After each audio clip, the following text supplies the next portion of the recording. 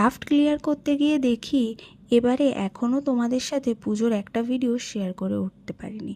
তাই ভাবলাম ভিডিওটা যখন তোমাদের জন্য করেইছি তাহলে কেন শেয়ার করব না। এটা ছিল ঠিক দশমীর দিনের ভিডিও। এবছর পুজোটা না আমার একদমই ভালো কাটেনি, কারণ এবছর সেভাবে ঠাকুর দেখতে যেতেই পারিনি। তাই হঠাৎ করেই দশমীর দিন প্ল্যান হয় এই সিনেমা দেখতে যাওয়ার। মুভির সিনটা দেখে তোমরা সকলেই এতক্ষণে বুঝে গেছো এটা কী সিনেমা। এই সিনেমাটা যারা দেখেছো তারা তো অবশ্যই জানো সিনেমাটা কতটা ভালো হয়েছে, আর যারা এখনও অবধি দেখোনি তাদেরকে তো অবশ্যই বলবো একবার হলেও সিনেমাটা দেখো। খুবই ভালো লাগবে সিনেমাটা। যাই হোক, তারপর তো আমরা সবাই মিলে চলে গেছিলাম একটুখানি ডিনার করার উদ্দেশ্যে। অনেকটা সন্ধ্যেবেলা বেরিয়েছিলাম, বেশ খিদেও পেয়ে গেছিলো, তাই চলে গেছিলাম আমরা এই দ্য পার্পেল ব্লেন্ড ক্যাফেতে। এর আগেও এই ক্যাফেটা নিয়ে তোমাদের সাথে একটা ভিডিও শেয়ার করেছিলাম। দিদির জন্মদিনের সময় আমরা এই ক্যাফেটাতে গেছিলাম।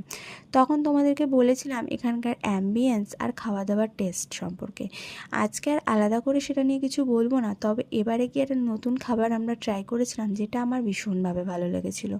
আর এখানকার অ্যাম্বিয়েন্স তো সত্যিই খুবই সুন্দর, ভীষণই ভালো লাগে। তবে হ্যাঁ, একটা কথা বলে রাখি, যারা ভেজ খেতে খুব পছন্দ করো এটা তাদের জন্য।